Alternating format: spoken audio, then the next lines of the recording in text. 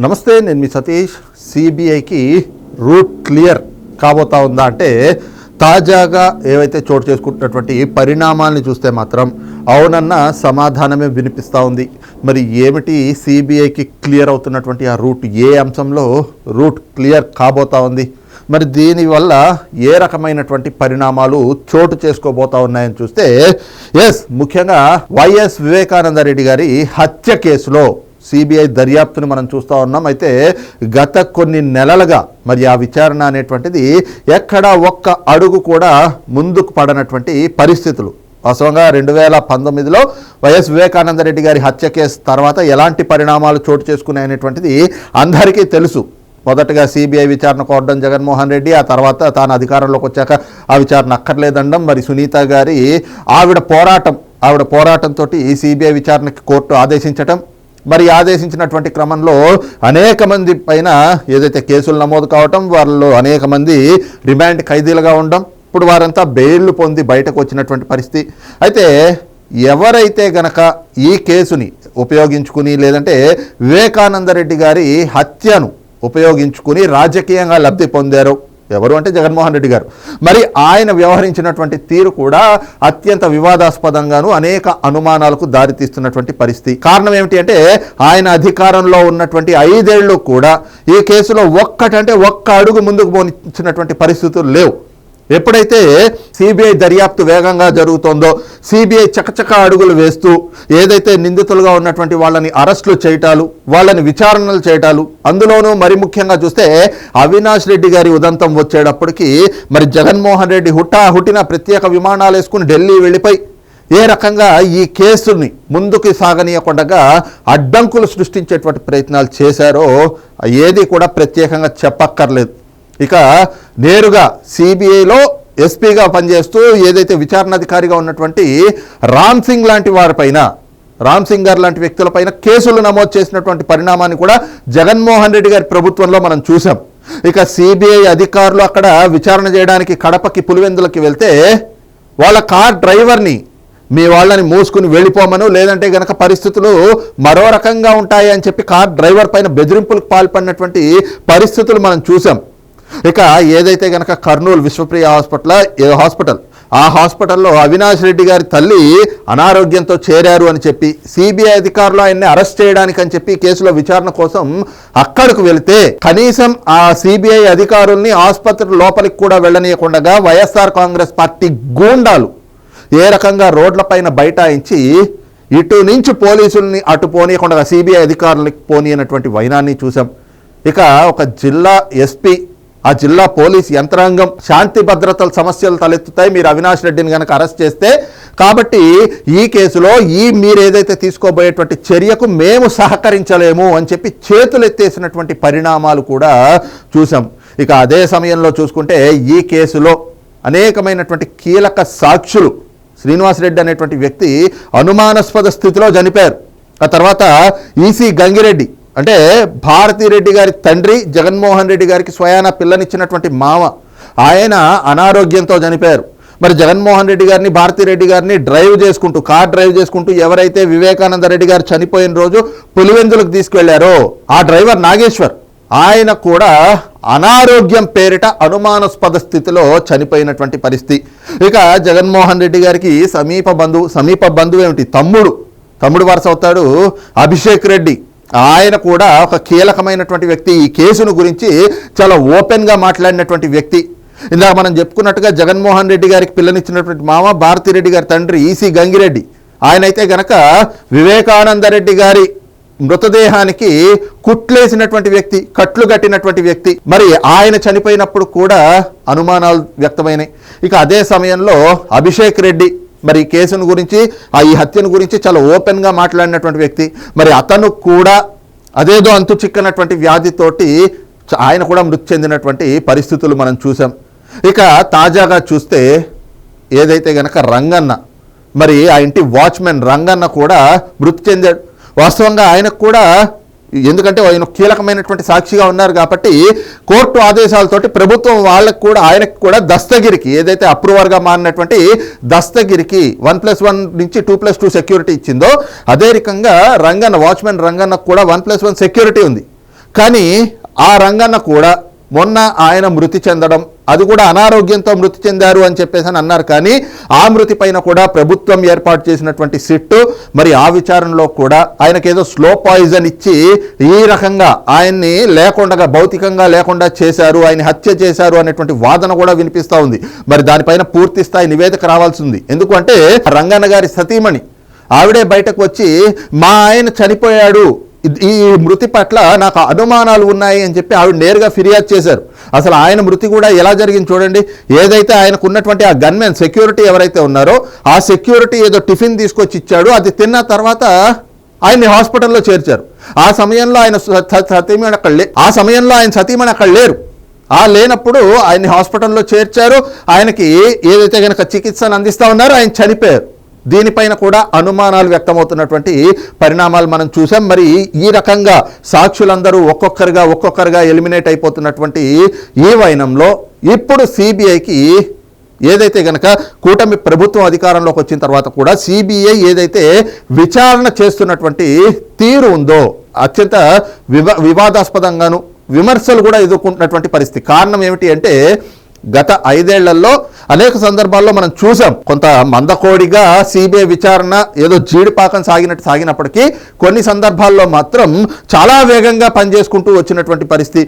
ఈ కేసులో ముఖ్యంగా చెప్పాలి అంటే చాలా వరకు ఏదైతే ఏ రకంగా హత్య చేశారో దానికి వాడినటువంటి ఆయుధం ఏమిటి, అసలు ఈ కేసులో ఎవరెవరి పాత్ర ఏమేమి ఉంది అనేటువంటిది గూగుల్ టేక్అవుట్ ద్వారా బయటకు తీయడం కావచ్చు.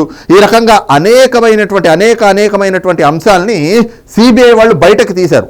అయినా కూడా ఇప్పుడు గతంలో అంటే జగన్మోహన్ రెడ్డి అధికారంలో ఉన్నప్పుడు సరే అడ్డంకులు సృష్టించి ఈ విచారణని ముందుకు సాగనివ్వలేదు అని అనుకోవచ్చు. కానీ కూటమి ప్రభుత్వం అధికారంలోకి వచ్చిన తర్వాత ఇప్పటికీ కూడా వైఎస్ వివేకానంద రెడ్డి హత్య కేసులో దర్యాప్తు అనేటువంటిది విచారణ అనేటువంటిది ముందుకు సాగనటువంటి వైనం చూస్తూ ఉంటే సిబిఐ పైన కూడా అనేక విమర్శలు వస్తూ ఉన్నాయి.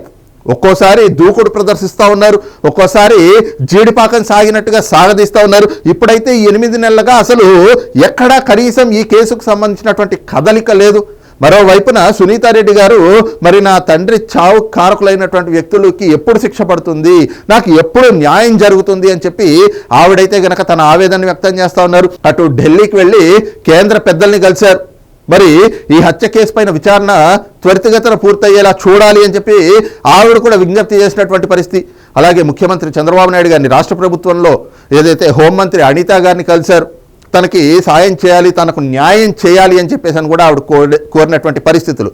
అయితే ఈ క్రమంలో ఒకవైపున సాక్షులంతా ఒక్కొక్కరుగా మృతి చెందుతా ఉన్నారు. వారి మృతుల పట్ల అనుమానాలు వ్యక్తమవుతున్నటువంటి తరుణంలో తాజాగా చోటు చేసుకున్నటువంటి పరిణామం, మరి ఆ పరిణామంతో సిబిఐకి ఇప్పుడు రూట్ క్లియర్ కాబోతా ఉంది. రూట్ క్లియర్ అయి మరి అరెస్టుకు కూడా ఒక రంగం సిద్ధమవుతా ఉంది. ఆ అరెస్టు కూడా ఎవరిది ఉండబోతా ఉంది, దాని వెనక ఉన్నటువంటి కారణాలు ఏమిటి అంటే వైఎస్ అవినాష్ రెడ్డి ఈ కేసులో ఏదైతే గనక A8గా ఉన్నటువంటి వైఎస్ అవినాష్ రెడ్డి అరెస్టుకు రంగం సిద్ధం కాబోతా ఉంది. ఇందుకు సంబంధించి సిబిఐ కూడా రూట్ పూర్తిగా క్లియర్ అవ్వబోతా ఉంది అన్నటువంటి ఒక వాదన కూడా బలంగా వినిపిస్తూ ఉంది. కారణం ఏమిటి అంటే ఈ కేసులో అప్రూవర్గా ఉన్నటువంటి దస్తగిరి, మరి ఆ దస్తగిరి పైన ఏ రకంగా దాడులు జరిగినాయి, అతని పైన ఏ రకంగా కేసులు పెట్టారు, అతన్ని ఏ రకంగా ప్రలోభ పెట్టాలని చూశారు, ఏ రకంగా అతన్ని బెదిరింపులకు పాల్పడ్డారు. ముఖ్యంగా చూస్తే ఈ కేసు నమోదైన తర్వాత మరి జగన్మోహన్ రెడ్డి అధికారంలోకి వచ్చినటువంటి తొలి రోజుల్లోనే దస్తగిరి అప్రూవర్గా మారిపోయాడు. ఇదిగో నేనే చంపింది, నా చేత ఈ రకంగా గొడ్డలి తెప్పించింది వీళ్ళు చెప్పబట్టే నేను ఇచ్చేశాను, నాకు అందుకు గాను ఇంత డబ్బులు ఇచ్చారు, ఇది జరిగింది అని చెప్పి అప్రూవర్గా మారిపోయి ఎవరు చెప్తే తాను ఇది చేశాడు అనేటువంటిది మొత్తం అంతా కూడా సిబిఐ అధికారులకు చెప్పాడు, ఆ వాంగ్మూలాన్ని ఇచ్చాడు. మరి దాంతో సిబిఐ అధికారులు A1 నుంచి A8 వరకు కూడా నిందితుల్ని వాళ్ళు నమోదు చేసినటువంటి పరిస్థితి. అదే క్రమంలో దాదాపు 258 నుంచి 300 మంది వరకు కూడా సాక్షులని వాళ్ళు విచారణ చేశారు. మరి ఈ క్రమంలో ఇంకో వైపున చూస్తే అప్రూవర్గా మారిన తర్వాత దస్తగిరిని ప్రలోభ పెట్టేందుకు కూడా అనేక విధాల ప్రయత్నాలు చేశారు. ఆ తర్వాత ఆయనకి ప్రాణహాని పొంచి ఉంది అనేటువంటి అనుమానాలు వ్యక్తం చేయటం, మరి ఈ క్రమంలో కోర్టు ఆదేశాలతోటి రాష్ట్ర ప్రభుత్వం చేత 1+1 గన్మెన్ సెక్యూరిటీగా ఇవ్వాలి అని చెప్పేసి కోర్టు ఆదేశిస్తే గన్మెన్ ఇచ్చి ఆ తర్వాత ఆ గన్మెన్లను కూడా ఈయన దుర్వినియోగపరుస్తూ ఉన్నాడు, వాళ్ళని అడ్డం పెట్టుకుని దందాలు చేస్తూ ఉన్నాడు అని చెప్పి దస్తగిరి పైన కూడా కేసులు నమోదు చేసి ఆయన్ని జైల్లో పెట్టడం. మరి ఆ జైల్లో పెట్టినటువంటి టైంలో మరి ఈ కేసులో కీలకమైనటువంటి వ్యక్తిగా ఉన్న దేవిరెడ్డి శివశంకర్ రెడ్డి, మరి ఆయన కూడా నిందితుల్లో ఒకడు. మరి ఆయన కుమారుడు చైతన్యారెడ్డి ఏకంగా జైలుకు వెళ్ళి అక్కడ మేము ఏదైతే గనక శిబిరం పెడతాము, వైద్య శిబిరం పెడతాము అని చెప్పి ఆ చైతన్యారెడ్డి దస్తగిరితో కూర్చుని బేరసారాలు, నువ్వు అప్రూవర్గా కాదు మాకు అనుకూలంగా మారిపో, జగన్మోహన్ రెడ్డికి అనుకూలంగా మారిపో, నీకు 20 కోట్లు ఇస్తాము అని ప్రలోభాలకు గురి చేయడం, లేకపోతే నిన్ను నీ కుటుంబాన్ని విడిచిపెట్టేటువంటి పరిస్థితులు ఉండవు అని చెప్పి బెదిరింపులకు పాల్పడడం. అంతకుముందు మరి ఏదైతే దస్తగిరి కుటుంబ సభ్యులు, ఆయన తండ్రి పైన అలాగే వాళ్ళ కుటుంబ సభ్యులపైన కూడా నేరుగా భౌతికంగా దాడులు జరిగినటువంటి పరిణామాలు చూసాం.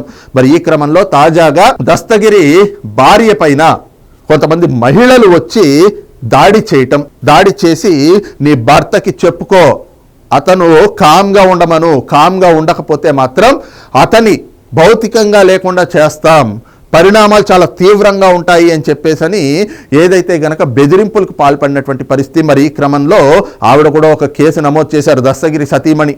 అలాగే మీడియా ఎదుటకు వచ్చి మా ప్రాణాలకు ముప్పు పొంచి ఉంది, దస్తగిరిని భౌతికంగా లేకుండా చేసేటువంటి కుట్రలు జరుగుతూ ఉన్నాయని చెప్పి ఆవిడ నేరుగా ఒక స్టేట్మెంట్ ఇవ్వడం. దస్తగిరి కూడా దీనిపైన స్పందించి ప్రభుత్వం తనకి 2+2 సెక్యూరిటీ ఇచ్చినప్పటికీ కూడా తానే ఈ కేసులో కీలకమైనటువంటి వ్యక్తి కాబట్టి ఇప్పటికే సాక్షులంతా కూడా దాదాపు 5-6 సాక్షులు చనిపోయినటువంటి నేపథ్యంలో దస్తగిరిని లేకుండా చేస్తే అసలు ఈ కేసే పూర్తిగా వీగిపోయేటువంటి పరిస్థితులు ఏర్పడతాయి కాబట్టి తనని భౌతికంగా లేకుండా చేసేందుకు కుట్రలు జరుగుతున్నాయి. అందులో భాగంగానే తన భార్య పైన దాడి చేయడంతో పాటు బెదిరింపులకు పాల్పడ్డారు.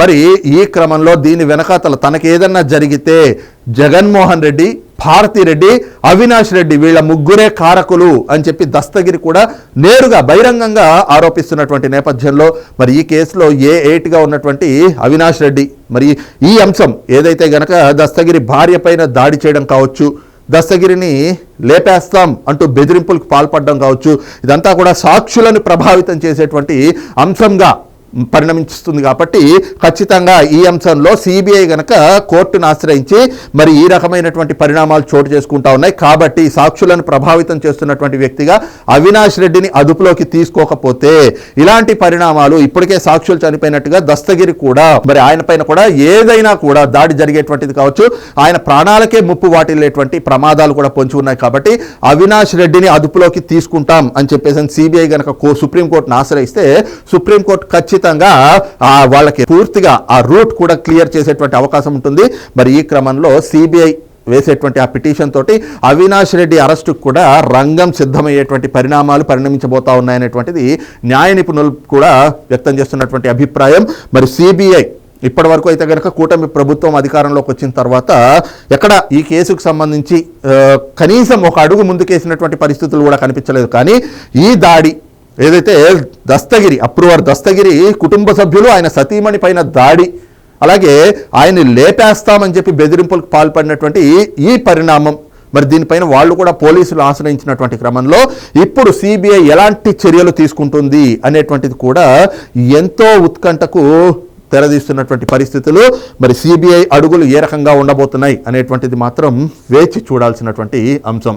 మరి ఈ అంశంపైన మీ అభిప్రాయం ఏమిటనేటువంటిది కూడా కింద కామెంట్ సెక్షన్లో మెన్షన్ చేయండి. Thank you.